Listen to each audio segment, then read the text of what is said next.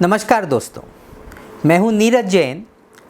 लोकायत द्वारा बजट 2021-22 इसमें आम लोगों के लिए क्या है, इसका विश्लेषण करने वाली ये जो हम श्रृंखला चला रहे हैं, आज उसका 5वां भाग हम आपके सामने प्रस्तुत कर रहे हैं। आज हम शिक्षा से संबंधित बजट एलोकेशंस के बारे में बात करेंगे। कोई भी देश जो विकसित होना चाहता है, दुनिया के सारे विकसित देशों ने सबसे पहले यदि कोई काम किया तो शिक्षा पर ध्यान दिया। उन्होंने अपने सारे बच्चों को अच्छी क्वालिटी की शिक्षा उपलब्ध कराने का प्रावधान किया, और क्योंकि यह काम प्राइवेट सेक्टर नहीं करेगा तो उनकी सरकारों ने इसके लिए जो ज़रूरी एलोकेशंस थे वो अपने बजट्स में किए और बहुत तेज़ी से अपने सारे बच्चों को बढ़िया क्वालिटी की शिक्षा उपलब्ध कराई। भारत कब से ये बात कर रहा है, मोदी के आने के बाद तो पूरा एक जैसे कि बारिश आ गई है इस तरह के भाषणों की कि हम विकसित होने जा रहे हैं।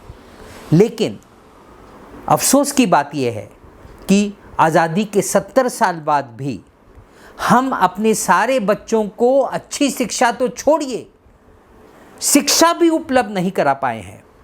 सेंसस 2011 के आंकड़े ये बताते हैं कि हमारे देश के लगभग 6 से 13 साल के बीच के 21 करोड़ बच्चों में से 3.2 करोड़ बच्चे यानी 15% बच्चे कभी स्कूल में एनरोल ही नहीं हुए। और जो बच्चे स्कूल जा रहे हैं उनके लिए जो स्कूल उपलब्ध हैं उसकी हालत इतनी ख़राब है कि लगभग प्राइमरी स्कूल्स की बात की जाए तो सरकारी सर्वेक्षण ये बताते हैं कि 70% प्राइमरी स्कूल्स में 3 या 3 से कम टीचर हैं। 57% प्राइमरी स्कूल्स में जितने क्लासरूम्स होने चाहिए उतने हैं ही नहीं, यानी 3 से कम क्लासरूम्स हैं। जिसका मतलब ये हुआ कि एक शिक्षक एक ही क्लासरूम में 2 या 3 कक्षाओं को एक साथ पढ़ा रहा है, और यही स्थिति एलिमेंट्री और उससे ऊपर के स्कूल्स की भी है। इसका मतलब ये हुआ कि कोई पढ़ाई हो ही नहीं रही। इतना ही नहीं, सुविधाएं ही नहीं है। आधे से ज़्यादा स्कूलों में कंप्यूटर्स नहीं है, बिजली नहीं है, कई स्कूलों में तो बाउंड्री वॉल, पीने का पानी और टॉयलेट्स उपलब्ध नहीं है। तो यदि शिक्षा की हालत इतनी ख़राब है तो जाहिरा तौर पर बड़े पैमाने पर बच्चे पढ़ाई छोड़ेंगे, और यही ड्रॉप आउट रेट्स भी बताते हैं। सरकारी जो सर्वेक्षण है वो बताते हैं कि हमारे देश में जो बच्चे स्कूलों में एनरोल होते हैं पहली कक्षा में, उनमें से 30% बच्चे एलिमेंट्री कंप्लीट करने के पहले यानी 8वीं कक्षा के पहले ही पढ़ाई छोड़ देते हैं, और 10वीं की पढ़ाई पूरी करने के पहले 47% बच्चे पढ़ाई छोड़ देते हैं।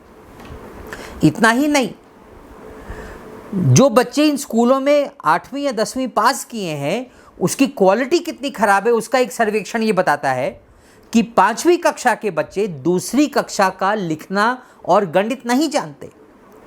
तो यही स्थिति उसके ऊपर भी होगी। इसका मतलब ये है कि हमारे देश की एक बड़ी आबादी, यानी हम बच्चों की बात कर रहे हैं, एक बड़ी संख्या बच्चों की वो बुनियादी बेसिक लिखना पढ़ना भी नहीं जानती। यानी वो भले ही कागज़ पर 8वीं पास या फेल हो या 10वीं पास या फेल हो, वो कितना पढ़ना जानते हैं ये कहना मुश्किल है। जो जिस देश में शिक्षा की इतनी बुरी हालत है, वो देश ये सपना देखे कि हम एक महासत्ता बनने जा रहे हैं।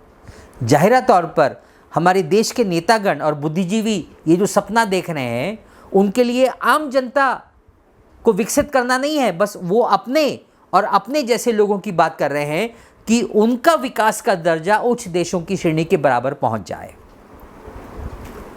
मोदी सरकार जब सत्ता में आई तो उन्होंने ये वायदा किया कि वो इस स्थिति के बारे में कदम उठाएंगे, और मोदी सरकार ने वायदा किया कि वो शिक्षा का बजट इतना बढ़ाएंगे कि कुल मिलाकर केंद्र और राज्य जो शिक्षा पे खर्चा करते हैं वो खर्चा जीडीपी का 6% पहुंच जाएगा, जो सिफारिश कोठारी कमीशन ने आज से कई दशकों पहले की थी।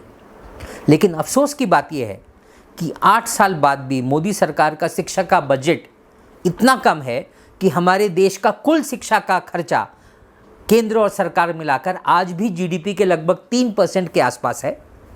इतना ही नहीं, मोदी सरकार आज़ादी के बाद की पहली सरकार है जिसने कि अपने शिक्षा के बजट में इतनी ज़्यादा कटौती की है कि आज इस साल के बजट में जो शिक्षा का एलोकेशन है वो 2014-15 के बजट एस्टीमेट की तुलना में 42% कम है रियल टर्म्स में। इसमें इस आंकड़े को कैलकुलेट करते हुए हमने 8% महंगाई हर साल ली है। इस साल का शिक्षा का बजट लगभग 55,000 करोड़ रुपए है, जो पिछले साल का बजट लगभग 60,000 करोड़ रुपए से तो एब्सोल्यूट टर्म्स में ही कम है। फिर यदि हम शिक्षा के बजट के भीतर झांक कर देखें तो हमको समझ में आएगा कि इस बजट में से सरकार ने जो सरकारी एलीट स्कूल्स हैं, यानी सरकारी अफसरों के लिए जो सरकार स्कूल चलाती है, केंद्रीय विद्यालय, और उसके अलावा हर जिले में एक जो नवोदय विद्यालय खोला हुआ है, इन स्कूल्स की कुल संख्या 2000 से भी कम है। उनके लिए सरकारी बजट एलोकेशन एकदम व्यवस्थित है और बढ़ता चले जा रहा है। इस साल सरकार ने केंद्रीय विद्यालय और नवोदय विद्यालय के लिए लगभग 10,000 करोड़ रुपए का आवंटन किया है। लेकिन बाकी स्कूल्स का गला घोंटा जा रहा है, उनके बजट में कटौती होती चली जा रही है, जिसका मतलब ये हुआ कि सरकार की दिलचस्पी आम बच्चों को पढ़ाने में ही नहीं है। उसके बदले सरकार शिक्षा व्यवस्था का निजीकरण करती चली जा रही है। बड़े पैमाने पर प्राइवेट स्कूल्स खुलते चले जा रहे हैं। जिनके पास पैसा है वो अपने बच्चों को वहाँ भेज सकते हैं, जिनके पास पैसा नहीं है वो पढ़ाई जैसे चाहे करें। और यही कारण है कि पिछले कुछ सालों में 2 लाख से ज़्यादा स्कूल्स बंद हो चुके हैं। तो ये है मोदी सरकार का शिक्षा के बारे में नज़रिया और उसका बजट एलोकेशन। उच्च शिक्षा की स्थिति तो और भी बुरी है।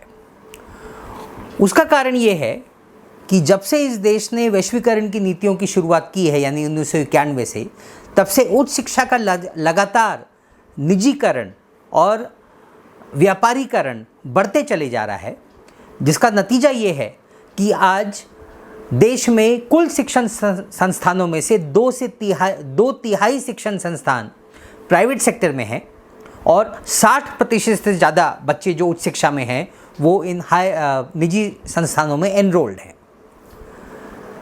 क्योंकि प्राइवेट सेक्टर में फ़ीस बहुत ज़्यादा होती है, क्योंकि वो नफ़े के लिए ही चलता है, तो उसका परिणाम ये है कि बच्चे उच्च शिक्षा अफोर्ड नहीं कर पा रहे, जिसका नतीजा ये है कि आज 17 से 23 साल के जो एज ग्रुप के बच्चे हैं, उनमें से मुश्किल से 20% बच्चे हायर एजुकेशन प्राप्त कर रहे हैं, चाहे वो डिप्लोमा कोर्स हो, चाहे वो रेगुलर कोर्स हो।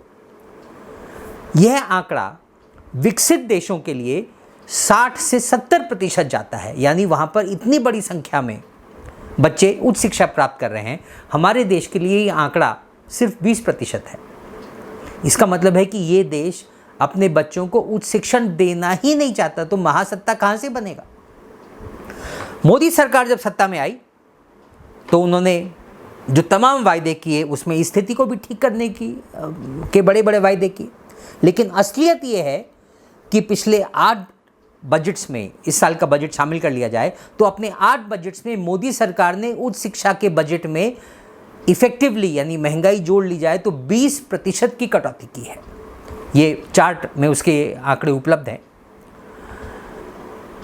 इतना ही नहीं, जो उच्च शिक्षा का जो लिमिटेड बजट है लगभग 40,000 करोड़ रुपए, उसमें से आधे से ज़्यादा एलोकेशन सिर्फ कुछ एलीट शिक्षण संस्थाओं के लिए है। IITs, IIMs, आइसर्स, NIITs वगैरह और सेंट्रल यूनिवर्सिटीज़, इनके लिए कुल बजट है 21,600 करोड़, यानी आधे से ज़्यादा जो एलोकेशन है वो कुछ मुट्ठी भर संस्थानों के लिए है। और UGC, जो देश के बाकी सामान्य कॉलेज हैं जिनकी संख्या 10,000 से ज़्यादा है, उनको जो फंड्स उपलब्ध कराती है और जो बॉडी कंट्रोल करती है, उसका बजट एलोकेशन एब्सोल्यूट नंबर्स में 2014 में वो आंकड़ा लगभग 9,000 करोड़ रुपए था, वो इस साल के बजट में 4,700 करोड़ रुपए आ गया है। यानी इफेक्टिव एलोकेशन महंगाई जोड़ ली जाए तो 60-70% हो जाएगा जो कटौती है, इफेक्टिव कटौती। और यही हाल तकनीकी शिक्षा का भी है। तकनीकी शिक्षा को जो कंट्रोल करती है body AICTE, all India council for technical education, उसका बजट पिछले 8 बजट्स में लगभग उतना ही रहा है, लगभग 416 करोड़ रुपए। इस साल वो इतना ही है जो 2014 में भी था, जिसका मतलब ये हुआ कि उसमें भी इफेक्टिव कटौती बहुत ज़्यादा हुई है। तो सामान्य इंजीनियरिंग और सामान्य बाकी कॉलेजेस जो BA BSc लॉ वगैरह पढ़ाते हैं, उनका गला घोंटा जा रहा है ताकि बच्चे पढ़े ही नहीं। और सरकार की कुल दिलचस्पी सिर्फ इतनी ही रह गई है कि कॉरपोरेट हाउसेस के लिए high quality engineers, managers, research scientist उपलब्ध कराए जाएं। बाकी बच्चे पढ़े ना पढ़े कोई फ़र्क नहीं पड़ता, लेकिन फिर बाकी बच्चों के लिए क्या, तो उसके लिए सरकार ने एक नया मंत्रालय ही खोल दिया है, मिनिस्ट्री फॉर स्किल डेवलपमेंट, और उसके तहत एक योजना चलाई है, प्रधानमंत्री कौशल विकास योजना। ये मंत्रालय 2015-16 में खोला गया और उसका बजट एलोकेशन तब से लेकर आज तक 2.5 गुना बढ़ गया है। लगभग 1000 करोड़ रुपए था, आज वो एलोकेशन 2500 करोड़ रुपए है। उसमें बच्चों को इलेक्ट्रीशियन बनने की, वायरमैन बनने की, कारपेंटर बनने की वगैरह वगैरह इस तरह की स्किल सिखाई जाएंगी। शिक्षा नहीं मिलेगी, ज्ञान नहीं मिलेगा, कुछ तकनीकी ट्रेनिंग मिल जाएगी और आप शिक्षित कहलाओगे।